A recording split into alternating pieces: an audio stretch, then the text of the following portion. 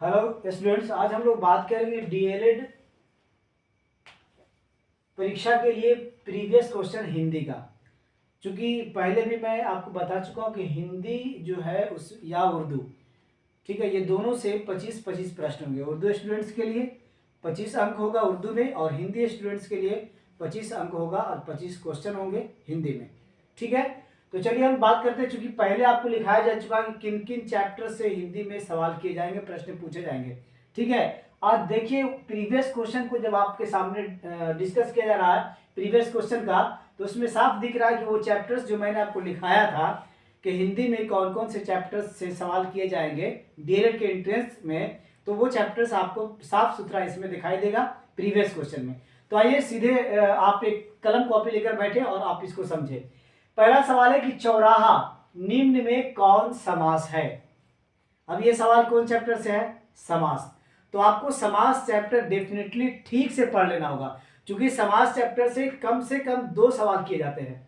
ठीक है, अब समास चैप्टर में यह है कि समास आप टोटल जानिए कि कौन सा समास, कितने प्रकार के समास, समास कहते किसको है ये जानिए, फिर समास कितने तरह का होता है ये जानिए, फिर प्रत्येक समास का उदाहरण को आप समझिए। ठीक है, तो ऐसे इस चैप्टर को आप पूरी अच्छी तरह से समझ लेंगे। आपको मेरा एक वीडियो जब बनाएंगे समास पर, आप उसको देख लेंगे।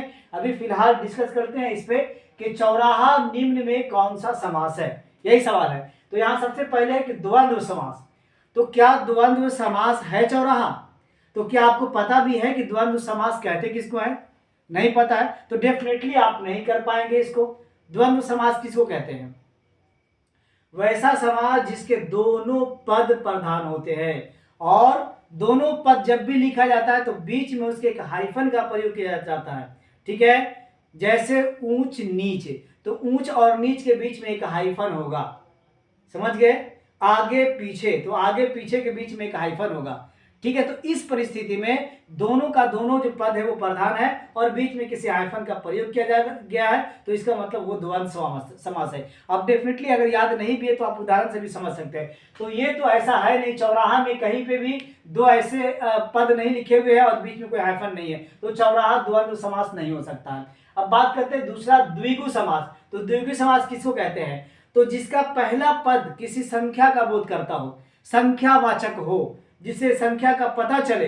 जैसे देखिए चौराहा, तो यहाँ पे 4 राहों वाला, यानी 4 एक संख्या का पता चल रहा है। जैसे त्रिरत्न, 3 रत्नों वाला, तो यहाँ पे पता चल रहा है। तो जैसे ही यानी पहला जो पद है उसे किसी संख्या का बोध हो जाए तो डेफिनेटली वो कौन सा समास है? द्विगु समास है।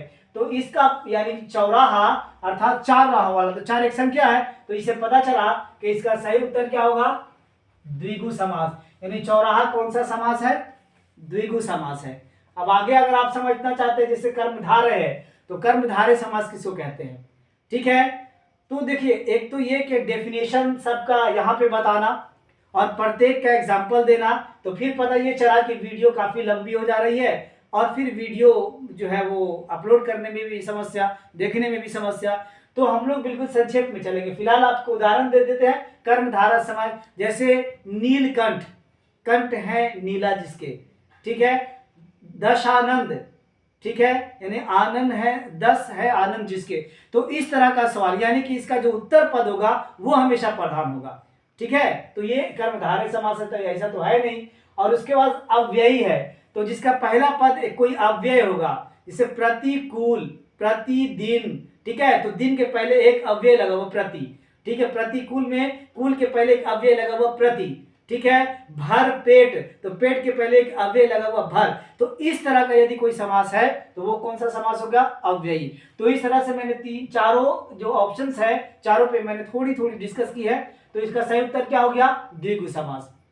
चलिए, इसके बाद है पंचम शब्द का संधि विच्छेद क्या होगा। संधि विच्छेद भी आप स्पेशली हर बार 2 सवाल कम से कम, तो संधि विच्छेद भी आपको बेहतर ढंग से पढ़ लेना है कि संधि विच्छेद जो होता है, जो वर्णों को तोड़ा जाता है, शब्दों को वर्णों में तोड़ा जाता है, विभक्त किया जाता है, संग्रह किया जाता है, ये विग्रह किया जाता है, तो कैसे किया जाता है ये आपको जानना होगा। ठीक है, तो आप ऐसे समझ लीजिए कि इस तरह का कोई भी कभी भी, जैसे आपको एक जो है ऊपर में अनुस्वार जिसको हम लोग कहते हैं अगर दिया हुआ रहता है, जैसे पंचम में देखिए एक अनुस्वार है, तो ऐसा अगर आपको मिले तो सीधा समझिए कि क्या करना है कि उस अनुस्वार को पूरा म लिखकर हलंत लगा देना है। ठीक है, जैसे पंचम है इसको हम लोग क्या करेंगे, प और मा लिख के आधा हलंत इसमें लगा देंगे। ठीक है, अब प्लस ये हो गया और फिर च और मा पंचम, इस तरह से होगा। ठीक है, समझ गए। तो यहां पे देख लीजिए कि पर ऊपर अनुस्वार है तो डेफिनेटली ये अनुस्वार जो है मां के साथ हलंत में काम करेगा। तो देख लीजिए कहां पे मां के साथ हलंत है, तो यहां देखिए सी नंबर का जो ऑप्शन है इसमें पा के बाद मां है, मां को हलंत किया गया है यानी मां को आधा किया गया हलंत से और चम है। तो डेफिनेटली कभी भी अनुस्वार वाला अगर होता, जैसे पंकज होता तो पंकज कैसे, ठीक इसी तरह से पम करते, ठीक है, मां में हलंत लगाते और कच करते। ठीक है, तो इस तरह से इसका सही उत्तर क्या हो गया, पम जोड़ चम। ठीक है, चलिए इसके बाद तीसरा सवाल है लेखक शब्द का स्त्रीलिंग रूप क्या होगा। स्त्रीलिंग और पुल्लिंग भी आपको पढ़ लेना है। ठीक है, कौन सा स्त्रीलिंग है कौन सा पुल्लिंग है, कोई शब्द दे दिया जाएगा जैसे दही तो स्त्रीलिंग है कि पुल्लिंग है, किताब स्त्रीलिंग है कि पुल्लिंग है। कभी ऐसे सवाल किए जाएंगे और कभी इस तरह के सवाल किए जाएंगे कि उसका स्त्रीलिंग रूप दिया जाएगा पुल्लिंग लिखना होगा, कभी पुल्लिंग रूप दिया जाएगा स्त्रीलिंग लिखना होगा। तो यहां देखिए क्या कहता है, लेखक एक शब्द दिया गया है तो लेखक का स्त्रीलिंग रूप क्या होगा। जैसे लेखक है जेंट्स के लिए लेखक, अगर कोई लेडी है वो भी लिखती है तो उसको क्या कहा जाएगा, क्या इसमें से लेखकी कह सकते हैं, क्या लेखित्री कह सकते हैं, क्या लेखकाइन कह सकते हैं, क्या लेखिका कह सकते हैं। तो डेफिनेटली आप उत्तर समझ में आ रहा होगा ये कहीं से कौन सा शब्द होगा, सही उत्तर है किसी हम लोग लेडीज को अगर वो मतलब लिखती हैं ऑथर है तो क्या कहते हैं हम लोग उसको, बिल्कुल सही हम लोग कहते हैं लेखिका, है ना। तो इसका सही उत्तर लेखक का स्त्रीलिंग रूप जो होगा क्या हो जाएगा, लेखिका। ठीक है, जैसे नेता तो नेता का स्त्रीलिंग रूप क्या होगा, जैसे कोई जेंट्स है तो उसको आप कहते हैं ये नेताजी है। ठीक है, और अगर कोई लेडीज है तब क्या कहिएगा, वो भी राजनीति कर रही हैं, क्या बोलिएगा, कमेंट बॉक्स में जरूर लिखिए नेता का स्त्रीलिंग रूप। चलिए हम आपसे जानेंगे, कमेंट में जरूर लिखिएगा। इसके बाद है चौथा सवाल है कि शुद्ध वर्तनी वाला शब्द है, शुद्ध वर्तनी वाला शब्द निम्न में कौन है, यानी ये चार ऑप्शन में कौन सा ऐसा ऑप्शन है जो बिल्कुल सही सही वर्तनी के साथ वो शब्द लिखा गया है। ठीक है, अब देखिए जैसे श्रृंगार में लिखा, ये पहला में देखिए श्रृंगार लिखा हुआ है तो क्या ये सही लिखा हुआ है, दूसरा में श्रृंगार लिखा हुआ है क्या ये सही लिखा हुआ है, तीसरा में श्रृंगार लिखा हुआ तो क्या ये सही है, और चौथा में भी श्रृंगार लिखा हो तो ये सही है। तो डेफिनेटली आपको वर्तनी समझना होगा। ठीक है, हर एक शब्दों का जो उच्चारण होता है, ठीक है, उसी हिसाब से उसका लिखावट होता है तो वो आपको जानना होगा। इसका सही उत्तर क्या है, बी है श्रृंगार। ठीक है, इसमें शरा पूरा नहीं होगा आधा और उसमें ही री लग जाएगा ऊपर अनुस्वार और गा आकार गा और रा श्रृंगार, ये गलत था, वो बाकी विकल्प गलत है। चलिए अब सवाल है बहुत दूध किस विशेषण का उदाहरण है, बहुत दूध। तो सबसे पहले आप समझिए कि विशेषण आपको पता होगा, विशेषण आपने अगर पढ़ा होगा, ठीक है, जैसे आपको पूरा पार्ट्स ऑफ स्पीच जो है, ठीक है, उसको आपको पढ़ लेना, शब्दों के जो उत्पत्ति के दृष्टिकोण से जो 8 भेद हैं, ठीक है, संज्ञा है, सर्वनाम है, विशेषण है, क्रिया है, क्रिया विशेषण है, इन सभी 8 को आपको समझ लेना होगा, याद कर लेना होगा। ठीक है, उसी से सवाल है ये बहुत दूध, तो बहुत लगा हुआ किस में, दूध में, तो ये पूछ रहा है किस विशेषण का उदाहरण है। ठीक है, तो जान लीजिए कि जब कोई भी चीज को मापा या तौला जाता है, ठीक है, काउंट नहीं कर सकते, गिन नहीं सकते हैं, उसको माप या तौल सकते हैं, तो उस परिस्थिति में जब उसकी अधिकता का बोध हो रहा है तो डेफिनेटली कौन सा होगा, परिमाणवाचक विशेषण। ठीक है, तो ये किस चीज का बोध करा रहा है, विशेषण का उदाहरण है तो परिमाण बोधक है। इससे परिमाण का जैसे पता चल रहा है। अब ऐसे देखिए बहुत दूध लाया उसने, बहुत दूध लाया, तो बहुत दूध लाया तो ठीक है, डेफिनेटली कहां पे कितना दूध लाया। ठीक है, क्या दूध को हम लोग काउंट कर सकते हैं, नहीं।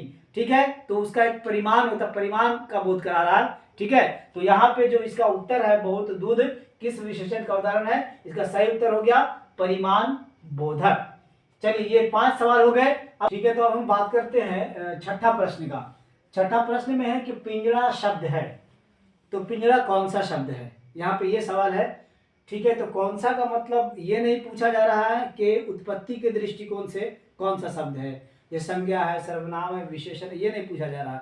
ठीक है, यहाँ पे पूछा जा रहा है कि स्रोत के दृष्टिकोण से, क्योंकि शब्दों की जो वर्गीकरण जो शब्दों को किया गया है उसके 4 अलग अलग आधार माने गए हैं। ठीक है, तो यहाँ पे जो है वो स्रोत के आधार पर जो शब्दों का बंटवारा है, ठीक है, उसके हिसाब से ये पूछा जा रहा है। बनावट के हिसाब से अलग शब्द बटा है, व्युत्पत्ति के अलग बटा है, व्युत्पत्ति के आधार पे अलग बटा है, ठीक है, स्रोत के आधार पे अलग बटा है, तो शब्दों का अलग अलग बंटवारा हुआ। ठीक है, यहाँ पे सवाल है कि ये पिंजरा शब्द जो है वो कौन सा शब्द है।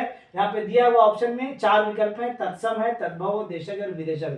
तो आपको ये चारों जानना होगा। ठीक है, तत्सम कहते किसको है ये आपको जानना होगा। जैसे कोई भी शब्द जो संस्कृत का शब्द है लेकिन हिंदी में ज्यों का त्यों बिना कोई परिवर्तन किए हुए जस का तस प्रयोग में लाया जा रहा है, हिंदी में है शब्द संस्कृत का, हिंदी में ज्यों का त्यों प्रयोग में लाया जा रहा है, तो वैसे सभी शब्द क्या हो जाएंगे, तत्सम हो जाएंगे। जैसे अग्नि, ठीक है, ये तत्सम शब्द है। ठीक है, अभी आगे बात करते हैं कि तद्भव। तद्भव क्या है, तो उसी शब्द को यानी कि जो संस्कृत का जो शब्द है उसको परिवर्तित करके जो बनाया गया हिंदी के शब्द। जैसे अग्नि अभी मैंने कहा तो वो तत्सम था, इसी को आग कह दिया गया। ठीक है, तो ये क्या हो गया, ये तद्भव हो गया। और देशज क्या है, तो जिस वैसा शब्द जिसकी उत्पत्ति देश के अंदर हुई है ना, अपने देश की भाषा हो। ठीक है, जैसे पगड़ी आप बोलते हैं, लाठी बोलते हैं, ये सब जो है वो देशज। और विदेशज क्या होगा, तो जिसकी उत्पत्ति विदेश में हुई है, जैसे कैप्टन है, डॉक्टर है, ठीक है, रोड है, ये सब। तो यहाँ पे सवाल है कि पिंजरा कौन सा शब्द है, तो इसका सही उत्तर क्या होगा, पिंजरा कौन सा शब्द है, बताइए कौन सा शब्द है, तद्भव। कौन सा शब्द है, तद्भव। इसके बाद हम लोग बात करते हैं 7वां प्रश्न पर, ये आप समझ गए होंगे। ठीक है, तद्भव है इसका, वो बाकी मैंने आपको बता दिया कैसे तद्भव है। 7वां सवाल है, लोगों ने चोर को मारा। ये एक सेंटेंस है, एक वाक्य है, लोगों ने चोर को मारा, किस कारक का उदाहरण है। यहाँ पे ये जो सेंटेंस, ये जो वाक्य दिया हुआ है, तो इसमें ये वाक्य किस कारक को प्रदर्शित कर रहा है, किस कारक को दिखा रहा है। ठीक है, तो आपको कारक पढ़ना होगा। ठीक है, कर्ता कारक, कर्म कारक, है ना, संप्रदान कारक, आपादान कारक, करण कारक, ये जो कारक है जिसको अंग्रेजी में केस कहते हैं। ठीक है, तो इसको आपको समझना होगा। ठीक है, तो वैसे भी समझ के देखिए ना किसी में काम क्या हो रहा है। ठीक है, लोगों ने चोर को मारा, तो एक तो करता है लोग, लोग जो है वो काम को करने वाले हैं। तो अगर कर्ता के द्वारा एक काम किया जा रहा है, तो कर्ता कारक भी अगर कहीं पे इसमें ऑप्शन में है तो देख लीजिए, करण कारक है, संप्रदान कारक है, कर्म कारक है और आपादान कारक है। तो इसमें कर्ता कारक तो कहीं नहीं है। तो इसका मतलब ये हुआ कि जो काम करने वाले हैं, है ना, उस पर कोई बात नहीं है।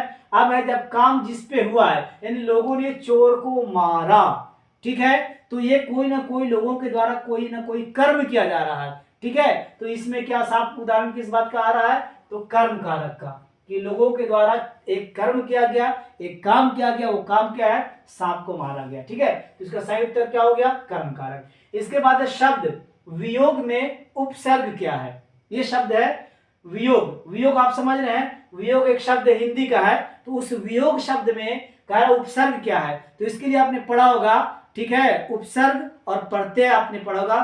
प्रीफिक्स और सफिक्स अंग्रेजी में इसको बोलते हैं। तो प्रीफिक्स और सफिक्स चैप्टर को भी आपको देख लेना है कि प्रीफिक्स किसको कहते हैं, सफिक्स किसको कहते हैं।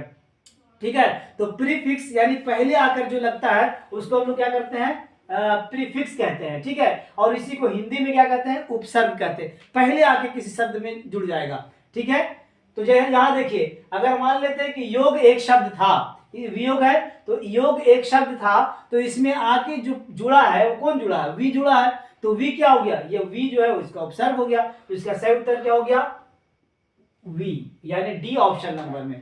ठीक है, जैसे एग्जांपल, जैसे प्रतिदिन मैंने कहा, तो प्रति बाहर से आके जुड़ जा रहा है, दिन ऑलरेडी पहले से मूल शब्द था, बाहर से प्रति जुटा, तो ये प्रति क्या हो गया, उपसर्ग हो गया। और उसी तरह से अंतिम में कोई शब्द आकर जुटा है, वट है। ठीक है, सजावट, तो बाहर से आगे कौन जुटा, वट जुटा, तो वट क्या हो जाएगा, वो प्रत्यय हो जाएगा। तो यहाँ पे आपको वियोग शब्द में उपसर्ग क्या हो गया, वी हो गया। ठीक है, चलिए अगला सवाल है 9 नंबर में कि वाक्य का वह अंश जो वाक्य के उद्देश्य के विषय में बतलाता है। यानी वाक्य में अगर वाक्य की सबसे पहले ये जानिए कि वाक्य के कितने अंश होते हैं, वाक्य को कितने अंशों में खंडित किया जाता है, टुकड़ों में बांटा जाता है। ठीक है, तो अगर ये आप जान जाएंगे तब आपको समझ में आएगा कि वाक्य का वह अंश जो वाक्य के उद्देश्य को दिखाता, पर्पस क्या है, व्यू क्या है, किसी सेंटेंस को बोलने के प्रति उसका व्यू क्या है। तो अगर जो व्यू को वो सेंटेंस दिखाता है तो वो क्या कहलाता है, तो वो कहलाता है विधेय।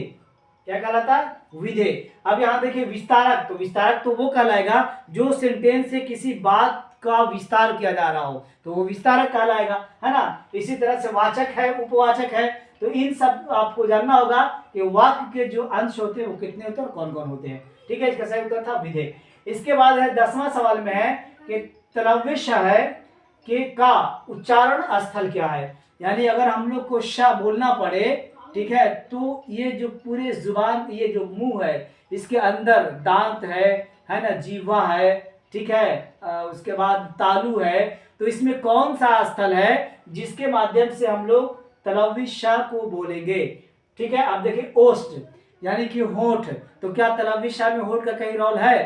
पा, पा, फा जब बोलते हैं तो ये तलब यहाँ होठों की जरूरत पड़ती है, लेकिन यहाँ पे तलव्य श में इसकी जरूरत नहीं पड़ती। अब यहाँ पे कंठ है, तो कंठ को देख लीजिए, तलव्य श, कंठ का भी कहीं आवश्यकता नहीं पड़ा। जैसे आपको बोलना था काफिला, तो यहाँ पे कंठ की जरूरत थी, काफिला। ठीक है, उसी तरह से आपको तालु, तो श, तो ये तालु में आके ये बैठ रहा है ना, तो सही उत्तर इसका क्या हो गया, तलव्य श बोलने में जो उच्चारण स्थल है वो है तालु। ठीक है, दंत भी नहीं होगा, दांत की भी आवश्यकता नहीं है। तो कुल मिला के ये आपके 10 प्रश्न हो गए। हम 20 प्रश्नों पे हम बात करेंगे हिंदी के। तो ये 10 प्रश्न का एक भाग, एक वीडियो का एक भाग में 10 प्रश्न और दूसरे भाग में आपको फिर 10 प्रश्न दिए जाएंगे। ठीक है, धन्यवाद।